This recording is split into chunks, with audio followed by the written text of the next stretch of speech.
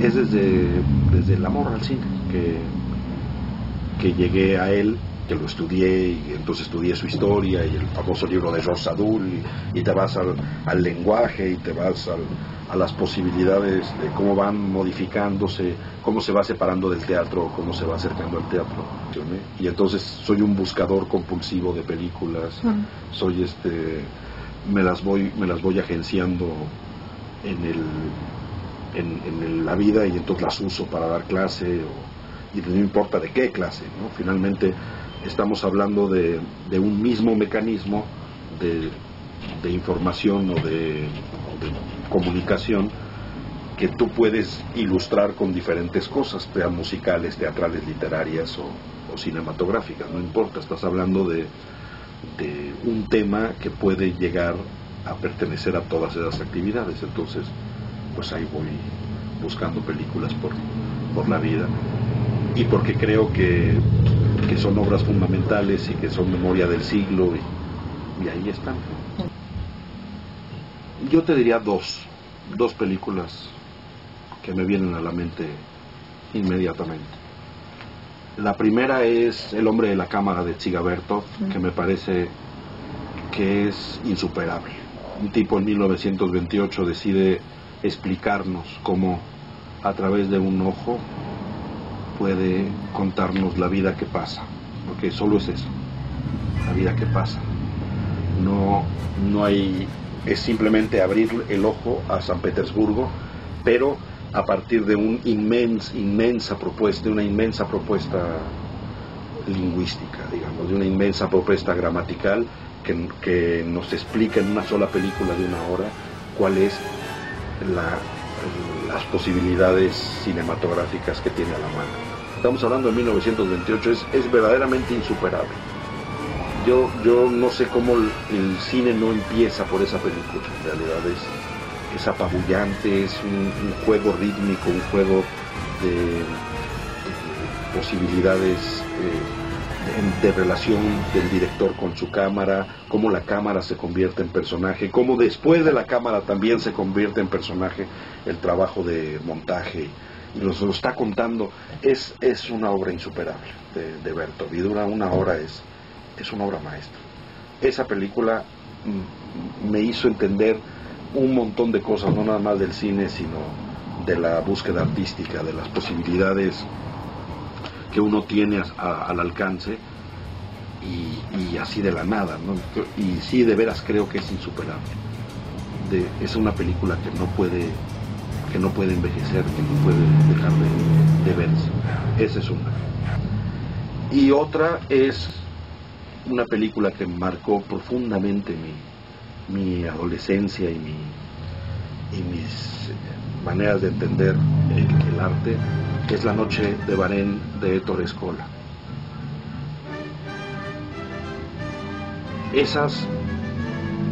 Es una verdadera clase de actuación, y es una verdadera clase de cómo se puede contar una historia en un solo escenario, digamos. O bueno, no es un solo escenario, pero la mayor parte de la película sucede en una carroza que va persiguiendo al rey de Francia, que acaba de huir, para que no le vuelen la cabeza. Claro, lo van a atrapar y lo van a volar la cabeza, pero es el enfrentamiento de dos épocas en una sola carroza, con un manejo de actores y un manejo de tiempos, y de pronto va avanzando la película y se van mezclando las actuaciones en la decadencia de los personajes que van luchando contra nuevas épocas, que no están de acuerdo con los cambios que van sucediendo, y cómo los jóvenes no lo están entendiendo tampoco. Es una película fundamental para mi formación. Creo que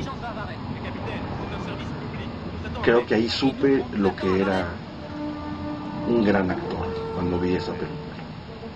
Mastroianni está inmenso, como Giacomo Casanova, inmenso. Nunca he visto una actuación tan apasionante como la que vi en esa película con él. Y luego el otro, que es el escritor medio pornográfico, que va persiguiendo al rey porque se lo encontró como como un escritor que va caminando en busca de historias, es Jean-Louis Barrault, este gran actor francés, fundamental para la historia del teatro del siglo XX, que fundó un teatro con su esposa, el Renaud Barrault, un gran actor y un gran teórico y director del teatro del siglo XX. Él está ahí también envejecido, es un escritor que va persiguiendo y que se topa con Casanova, y junto a ellos está una verdadera playa de actores, es Anna Schygulla, Andrea Ferriol, Jean-Claude Brialy, Harvey Keitel, Jean-Louis Trintignant, que es el que atrapa al rey. Es una serie de grandes actores de la historia del cine, reunidos en una carroza o en un pequeño camino hacia la frontera con Bélgica, que es apasionante. Creo que Scola ahí nos demostró que es un personaje que sabe cómo contar esas historias, que sabe cómo transmitir a través de su cámara una verdadera clase de historia, de actuación, de literatura, de cine. Es una película que me marcó profundamente. Me gustaría escribir guión y tal vez, solo tal vez, algún día agarrar una cámara y contar una historia. No estaría mal. Sí, yo creo que sí.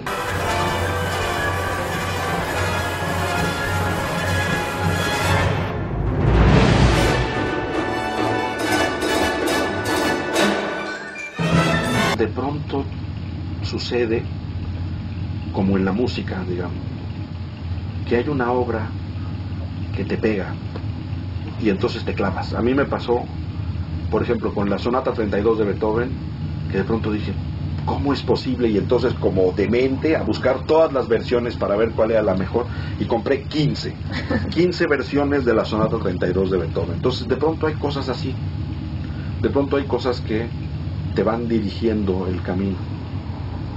Me parece que ahorita, en este momento, estoy muy clavado con la literatura gringa, con los cuentistas, porque creo que, digamos, en la literatura en español hemos tenido un gran problema, y es creer que existen definiciones, ¿no? Que un cuento es 2 puntos y ahí va la definición. Y ellos entendieron que, ¿cuál definición?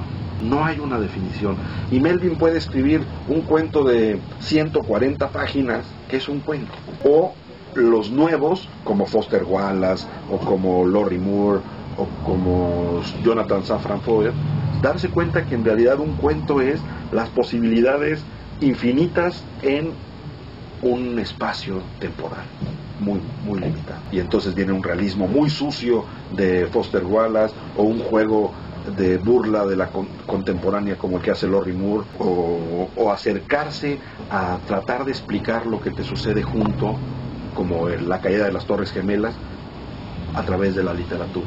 Safran Foer tiene una novela muy impresionante que se llama Tan cerca, tan fuerte, tan cerca, que habla de la caída de las Torres Gemelas. Y entonces los novelistas dicen, bueno, órale, vamos a explicar lo que pasa juntos. Nosotros nos hemos alejado un poco de eso que nos pasa cerca, o nos clavamos en un solo tema. Pero ¿dónde está la gran novela del 68, por ejemplo, en este país? No está. Y tal vez porque hemos hecho de ese hecho terriblemente lejano y intocable. Y para poderlo entender y superar y aceptar, yo creo que tenemos que acercarnos a él. Vengan los novelistas y nos hablen del 68. No nada más como un documental. Claro. No nada más lo que hizo Elena también, que lo hizo también, o lo que hizo González de Alba. No nada más como un documental, sino otros acercamientos a la literatura, otros acercamientos artísticos a ese hecho. Yo creo que nos hace falta. Y los gringos lo han hecho muy bien. Y además los gringos es una manera de decir, porque la literatura del sur de Estados Unidos es totalmente diferente a la del norte. Parecen 2 países. Y los 2 son apasionantes. Leer a Cormac McCarthy es diferente que leer a Paul Auster. Pues la literatura finalmente fue el camino que escogí. No, más bien el camino que escogí fue el de la docencia, pero en mi producción el camino que escogí es el de la literatura, pues porque estaba cerca de ella y mis clases siempre han estado cerca de ella, y finalmente todos los cambios que se han propuesto en el arte, la literatura ha tenido la vela primera, digamos. Es la literatura la que marca los cambios que luego siguen los demás, a pesar de las pequeñas diferencias. Entonces, a ella me dedico, sobre todo a enseñarla, a ver cómo tengo varias clases de redacción, di clases durante 13 años en el Colegio Madrid de Español, veo análisis de texto en la UNAM, o sea, finalmente es alrededor de la literatura que he dirigido mi carrera docente. Y luego viene la producción literaria, que eso siempre es muy raro, ¿no? Porque finalmente vivimos en un país que no lee y que tampoco nos importa que lea, ¿no? Sino finalmente pues uno produce libros y a ver qué. Y entonces creo que en estas búsquedas que uno trae, la poesía me ha dado la posibilidad de verdaderamente encontrar esa búsqueda. Esta imposibilidad de encontrarse con una palabra o de tratar de atraparla porque las otras escapan, esa distancia que uno encuentra en la búsqueda artística contemporánea, esa ausencia que finalmente es la que te mantiene, o sea, es porque hay una ausencia que mantienes ese soplo, como dice André Dubuché, la ausencia que mantiene mi soplo, es apasionante, y creo que es a partir de esa búsqueda lingüística o de tratar de ver qué otras formas tiene la palabra, la que me ha hecho participar en el mundo de la literatura, desde fuera del mundo de la literatura, que eso es lo interesante. A mí me gusta entender ese mundo del artista casi renacentista, ¿no? No hay que especializarse y no hay que pertenecer al mismo mundo que se reparte las mismas becas, sino el cine, la música, la pintura, la literatura, el teatro, es una inmensa posibilidad de acercamiento a una actividad humana. Y más que yo soy poeta y entonces me voy a meter al mundo de los poetas, no, yo soy poeta, pero me interesa el mundo de los músicos, y me interesa el mundo de la pintura, y me interesa el mundo de la cocina, y me interesa el mundo del Mediterráneo, y Asia, y África, y Sudamérica, y el Caribe. O sea, finalmente tengo pocas certezas en la vida, pero una de ellas es esa frase de Terencio: soy humano, por lo tanto, todo lo que se refiere a la humanidad me concierne. Sí, creo que esa es de las pocas certezas que tengo en la vida. Pero entonces sí, entonces busco entrarle a la literatura desde la poesía. En la poesía es donde me siento más pleno, pero por supuesto desde el cuento y desde el ensayo, ¿no? El teatro ya te expliqué, y la novela yo creo que me falta disciplina. En la novela es un solo demasiado trabajo, digamos, ¿no? O sea, en el mundo del cuento es demasiado trabajo, pero muchas veces, y en la novela es un solo mucho trabajo. Y creo que eso es lo que me falta, la disciplina de amarrarme a una historia y a ver a dónde la llevo, a una sola historia y a sus relaciones entre otras pequeñas que van sucediendo. Por eso no he escrito novela. Sé que sí. Entonces me cuesta entrarle a eso desde mi propia indisciplina y desde mi propio dar clase en 15 lugares y escribir por ahí y trabajar de editor. Entonces eso, para ser novelista, no es posible. No es posible. Pero más bien o más bien la razón debe ser que el poeta escribe narrativa para confirmar que es poeta, ¿no? A pesar de que crea en la posibilidad renacentista del escritor y meterle a todos los géneros, es posible que le meta a todos los géneros solo con oscura y profunda idea de demostrar que solo soy poeta.